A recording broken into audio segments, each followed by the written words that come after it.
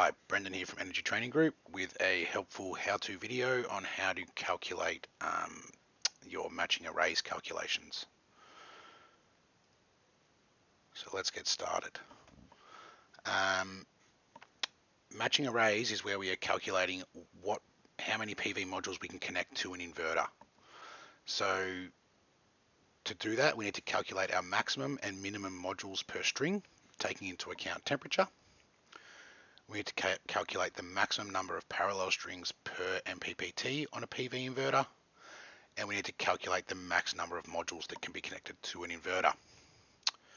Now let's look at an example problem. We're going to go with an inverter that's a Fronius Primo 5.0 single phase SC, and we're going to go with a JA Solar 390 watt module. Now, links to the spec sheets for both of those items are in the notes below the video. We have an expected cell temperature range of 0 to 70 degrees Celsius. So first of all, we need to calculate our minimum string length. So you need to ensure that your strings are long enough that the voltage remains high enough at all times for the inverter MPPT to operate. A PV inverter input has a operating voltage range. If your string voltage gets too low, the MPPT will shut down and the inverter will cease producing power. So we need to make sure that our strings are always long enough that their voltage will be high enough that our PV inverter will continue to operate under all conditions. So we expect to see the lowest voltage from our panels when the panels are under operating conditions. So that means when they're connected to the inverter, when the inverter's on, and when they're producing power. And that means you're looking at the VMP value. Okay, so voltage maximum power. That's operating voltage of the module. And the lowest voltage will occur at the highest expected cell temp. So the first thing we need to do is we need to look at our spec sheet, and we need to find the values we require so we can calculate what the minimum expected voltage will be from the module. So first of all, we're going to look for the maximum voltage of VMP of the 390 watt module, and you can see there that it's 35.33 volts. The other value we need to get from the spec sheet is the temperature coefficient of Pmax, okay, which you can see there is negative 0.35% per degree. It's also important to note that all the values that are on a PV spec sheet are tested at STC, which stands for standard test conditions, which you can see below the temperature coefficient of Pmax value. And the main thing to note is that they are tested at a cell temperature of 25 degrees. Okay, so all these values on this spec sheet, they occur when the panel cells are at 25 degrees Celsius. So those are the values we've got from our spec sheet. We've got a VMP of 35.33 and a coefficient of negative 0.35%, or as a decimal, 0.0035. We have a max cell temp of 70 degrees Celsius. And the first thing we want to do is we want to calculate how much voltage are we going to lose per degree that our panel gets hotter. Remember that STC conditions are at 25 degrees, so it's for every degree above 25 degrees we're going to lose a certain amount of voltage. So to calculate that, we multiply the temp coefficient of Pmax by VMP. So temp coefficient was 0.0035 times 35.33, which was our VMP, which is going to equal 0.123655 volts per degree Celsius. Okay, that is how many volts we are going to lose per degree we head above standard test conditions, which are recorded at 25 degrees. Now we want to calculate the temperature difference. Okay, so we know that standard test conditions are measured at 25 degrees C, and we want to subtract our standard test conditions from our highest expected cell temp. So we know, we've said that the highest expected cell temp will be 70 degrees Celsius. So we subtract 25 from that, and we know that at 70 degrees, our panel is 45 degrees hotter than standard test conditions. Now we want to calculate what is the actual voltage drop at 70 degrees Celsius. So we're going to multiply our temp difference, which we've just calculated, by our volt drop per degree. So we're 45 degrees above STC. We're losing 0.123655 volts per degree C. So 45 times 0.123655 means that at 70 degrees Celsius, our panel is going to lose 5.564475 volts. Now we want to calculate what our actual module voltage will be at the highest expected temp. So to do that, we just subtract the expected volt drop at the highest temp from VMP. So our VMP was 35.33. We expect to lose 5.564475 volts at 70 degrees Celsius. So at 70 degrees Celsius, we expect our panel to be operating at 29.765225 volts. Right? That is our lowest expected voltage from our panel at 70 degrees Celsius.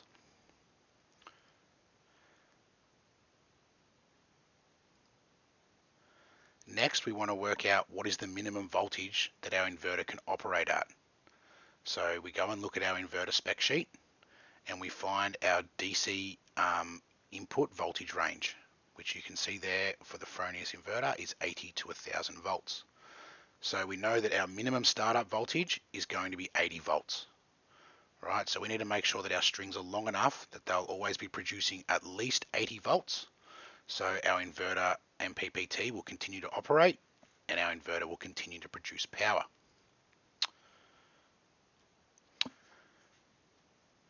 Now, it's a good idea to apply a 10% safety margin to your minimum startup voltage. It's reasonable to expect the panel could get even hotter than what you've calculated. So a 10% safety margin will give you a little bit of wriggle room. So to do that, we just times our minimum input voltage by 110% or by 1.1, and we can see that our minimum startup voltage is 88 volts. We divide our lowest expected module voltage into our minimum startup voltage. So 88 volts divided by 29.765225 equals 2.9564 modules. We obviously can't install 0.9564 of a module, so we are going to round that up, and we can see that our minimum string length has to be at least 3 modules, okay, to start that inverter up. Next, we want to calculate our maximum string length. So you need to ensure that your string voltage does not exceed the inverter's maximum input voltage. It's also important that the voltage doesn't get too high, because all of your cable, protective devices, isolators, all those things are going to be rated to the highest expected voltage, right? So you don't want the voltage to exceed the ratings of all your equipment or the ratings of the inverter. Now, the highest voltage will occur when the panels are under open circuit conditions, okay? So when they're not under load. Right, when the inverter is not pulling any power out of them, that's when you'd expect to see the highest voltage to occur from the PV module. So for that value, we're going to be looking at VOC, or voltage open circuit, and you'd expect that to occur at the lowest expected cell temp. So while the panel will lose voltage as it gets hotter, it will gain voltage as it gets colder. So let's go back to our spec sheet and have a look at the required values. So first of all, we're going to find VOC of our panel, which we can see is 41.94 volts. And we are going to look for the temperature coefficient of VOC. Okay, so we apply that temperature coefficient when we're talking about open circuit voltage. So let's calculate our maximum string length. We had a VOC of 41.94 volts, and we had a temp coefficient of Pmax, or of negative 0.272%. Or as a decimal, it would be 0.00272. Our minimum cell temp is 0 degrees Celsius. So let's calculate how much voltage we're going to gain for every degree Celsius we head below 25 degrees C. So we're going to multiply our temp coefficient of VOC by VOC. So 0.00272 times 41.94 equals 0.114078 volts per degree Celsius. That is how many volts we are going to gain for every degree Celsius we head below 25 degrees C. Now we need to calculate our temp difference. So remember that standard test conditions are measured at 25 degrees C, and we're going to subtract the lowest expected cell temp from our standard test conditions. We expect to see a lowest cell temp of 0 degrees Celsius. Therefore, 25 minus 0 equals a temperature difference of 25 degrees. Now we're going to calculate how much voltage we are going to gain when our panel is at 0 degrees Celsius. So we multiply our temp difference by volt drop per degree. So 25 degrees times 0.114078 volts per degree Celsius, we are going to gain 2.85192 volts. Okay, that's how much voltage we are going to gain at open circuit at the lowest expected cell temp. Now we need to calculate what our actual module voltage will be at the lowest expected temp.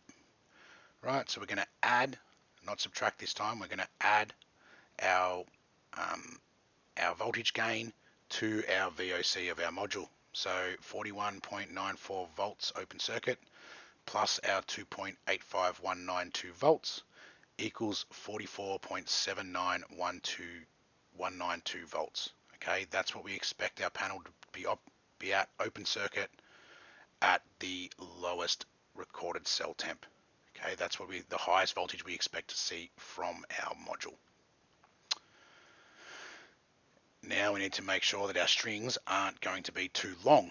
So again, we go back to our inverter spec sheet and we have a look at our input voltage. Right, now you want to look at the max range. You'll see that you've got a usable voltage range, but you've got a DC input voltage range. So that's UDC min, UDC max. We are looking for the UDC max value, okay? Not the operating range, the maximum input range. You can see that's 80 to 1000 volts. So we know that our strings can't be so long that they're going to exceed 1000 volts. Now let's calculate what our maximum string length can be. It's a good idea to apply a 5% safety margin to the top end. So to do that, you do 1000 volts times 0.95 or 95%, and we will calculate our maximum string length at 950 volts. For anyone listening to this video who is not doing our course, I will note the material asks you to apply a 5% safety margin to the top end. However, when designing systems in the real world, I don't think this is a critical thing to do. Right, it's important you do it when you're doing your PV course with Energy Training Group, because we need you to pass the exams. However, as an experienced installer, I would say that applying a safety margin to the top end of the voltage range is probably not critical when you're designing systems in the real world. So let's go to our next step though. We're going to divide our highest expected module voltage into our maximum voltage. So we calculated our maximum input voltage at 950 volts, and we calculated our maximum module voltage at the lowest expected cell temp to be 44.7912 volts. We divide that into our input voltage, and we can see that we have a maximum string length of 21.209 modules. Again, we can't install 0.209 of a module, so we're going to round down to 20 modules max. All right, so we've now worked out with this particular inverter, we can connect a string that has to be between 3 and 20 modules. Right, we can't go below or above those two values. Next, we're going to calculate the maximum number of strings we can connect in parallel per MPPT. Right, so to do that, you just need to ensure you do not exceed the maximum short circuit current limit on the inverter. So for this calc, we use ISC from the module, okay, so short circuit current. Temperature has a negligible effect on the current output of a PV module, so we don't have to consider temperature when we're doing this calculation. So let's find ISC, and we can see on it, going back to our spec sheet, we can see that ISC is 11.58 amps. Then we go back to our inverter spec sheet, and we're going to find our maximum input current, our max array short circuit current. And you can see for our Primo 5 SC, our max array short circuit current is 27 amps per MPPT.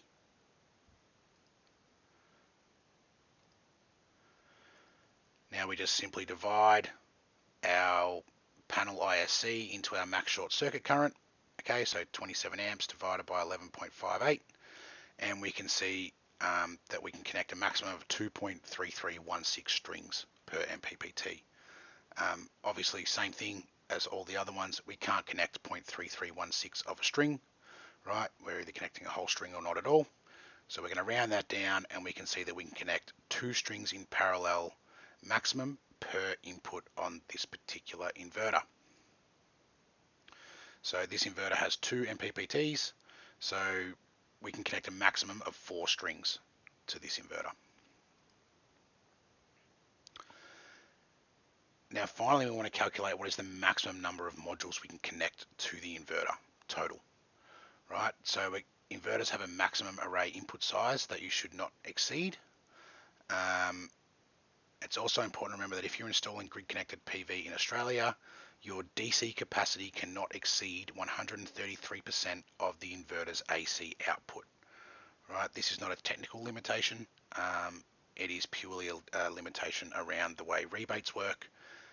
If you exceed 133% of the inverter's AC capacity, you will not be able to claim any rebate for the installation. So let's look at our spec sheet and find the maximum PV array generator output for our inverter.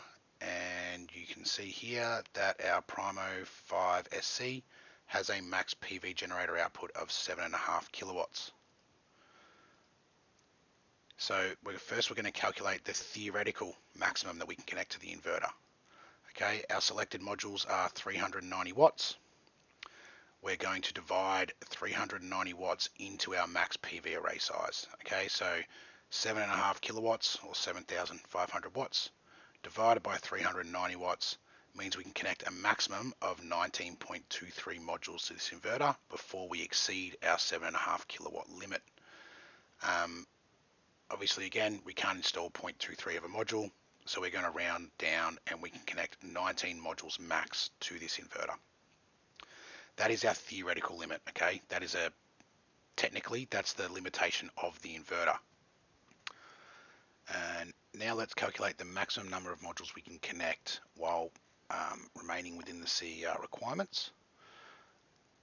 So the CER requirements is that you cannot connect more than 133% of the inverter AC output.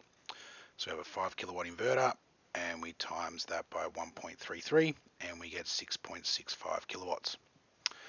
Then we take our 6.65 kilowatts, or 6,650 watts, and we divide them by 390, and we can see we can connect a maximum of 17.05 modules to the inverter. We obviously can't connect 0.05 of a module, so we round that down, and we can connect a maximum of 17 modules to this inverter while remaining within the CER requirements. Alright, now let's look at our final results. We have a minimum string length of 3 modules, remembering that occurs under operating conditions, so VMP at the highest expected cell temp. We have a maximum string length of 20 modules, and remember that occurs at open circuit at the lowest expected cell temp. We can connect a maximum number of 2 strings per MPPT, or per input on the inverter. We have a theoretical limit of 19 modules max before we exceed the technical limitations of the inverter. And we have a limit of 17 modules that we can connect to the inverter while remaining within the CER requirements. And obviously when you're installing in Australia, that's pretty important so you can get your rebates. that is the end of the video. I hope this is helpful to all of our students. If any of you guys ever need any help, make sure you're reaching out to me at any time via email or WhatsApp. Thanks, guys.